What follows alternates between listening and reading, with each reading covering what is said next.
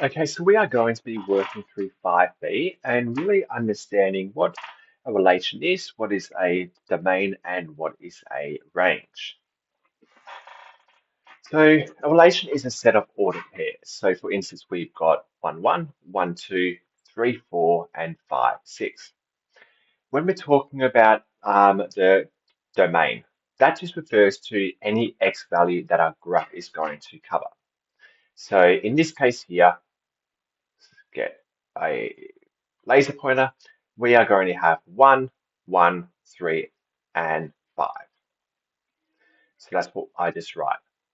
In regards to my range, we are referring to the y values, which is 1, 2, 4, and 6.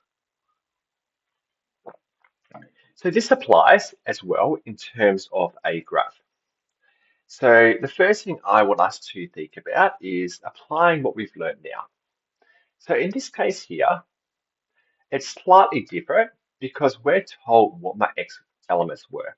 If I was not told that, then my domain and range for a linear relationship will be all real numbers because my line will essentially go all the way down here and all the way up here and will keep on going. So be mindful of that. Because we're told this is already telling us what are the possible x values, so I know my domain. The only thing we need to work out is the range. To do that, we are literally just substituting everything in. So I'll start off with my -3. Sorry, that is a lovely keyboard. Won't allow me to write properly. So I've got -3 there, take away 2. So this means I've got y is going to be equal to 3 times -3 is -9. -9 take away 2 is -11. So when x is 3, is -3, I go down here and I put a dot. Likewise, I'll do the same thing, but I'm not going to write it this time with 4. So that means I've got 3 times 4 is 12. 12 take away 2 is 10. Oops. So y is equal to 10. So now I know that. I go to x is 4, I go up to 10 and I put a line. And now this tells me if I join them together, and this line won't be accurate because I'm not using a ruler, of course. Whoops. Okay, so this tells me my range. My range is going to be equal to or greater than -11, and it will be less than 10. So I can write that, my y elements, it can be equal to -11, comma 10. It can be equal to the 10 as well. Okay, let's look at another question. Okay, same thing applies here. But this time it's slightly different. We've got negative affinity. So that negative affinity, all that means is it's going to keep on going. So we need to be thinking about that.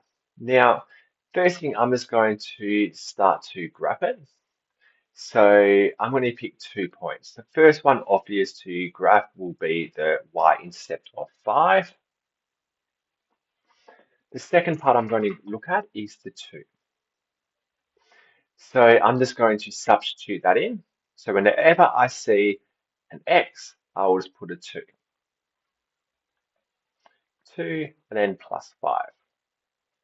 So that is going to give me a y value of -2 times 2 is -4. -4 plus 5 is 1. So when x is 2, y is 1. Oops.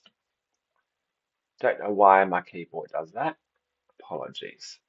Let's put that point back in again. X is 2, y is 1. Okay, so that now gives me my line that I'm going to draw. Now, I need to look at what part am I actually caring about. So this is where I'm going to use the highlighter to talk about that. So it says x must be 2. So x is 2 here and it's less. I'm going all the way over this way. which means I don't care about that bottom part right there. So then that allows me to pen write my range. My range is going to be the lowest point. It can be equal to that value, and that value there is 1. So erase 1 minute. I'll put a 1 there, and comma is going to keep them going up in a positive direction. For my range, it will never stop, so it will be equal to 1 to comma infinity. You would have noticed I've made a mistake there. I was hoping you would have picked that up. So I'm going to rub that out, and I'm going to put the round brackets because the round it will never equal infinity. Let me skip a couple of these and go to a quadratic, something different. So with this as quadratic, I'm going to straight away look at my endpoints. Sometimes when we're dealing with our range, we also need to be looking for our turning point as well. So that's something that I will get to. Okay, so let's look at our points. So let's look at -1.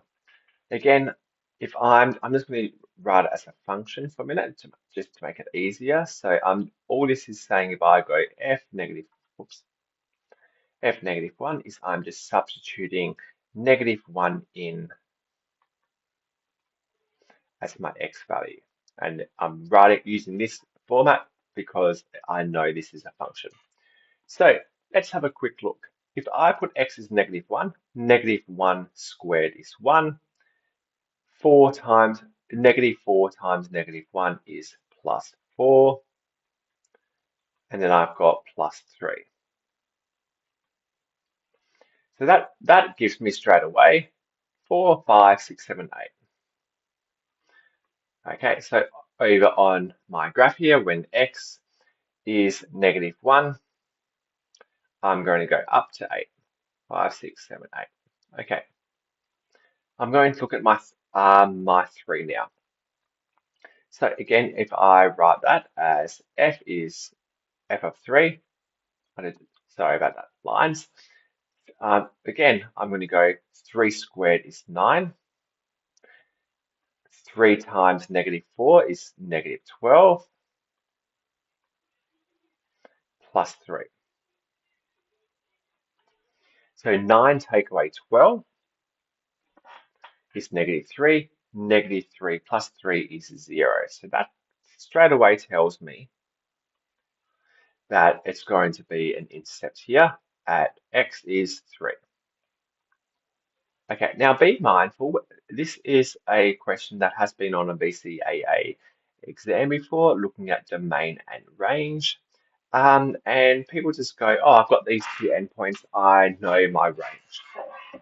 But this is where we make a mistake because it hasn't taken into account the turning point. So if I'm going to do the turning point, I'm going to look at what 2 numbers times together to equal -4. And factorize it, and then get the 2 x-intercepts and then look at the halfway point. Or I could just go, what's half of -4? 2, and I'm going to do complete the square. So x squared take away 4x, and this will be plus, plus and minus the same thing, and that will be squared. So half of -4 is -2, so I'll put -2 in these brackets. And then I'm going to have +3 on the outside. So this right here will just give me in one bracket, x minus 2 is a lovely perfect square. Apologies about that extra line. -2 squared is 4. Got a negative, so we -4 plus 3 equals -1. So this tells me my lovely turning point. My turning point is when x is 2, y is going to be -1. Now, that means if that's the turning point, oops, then that would be going through there. So I don't know why my computer does that. So then I've got part of my quadratic that I need.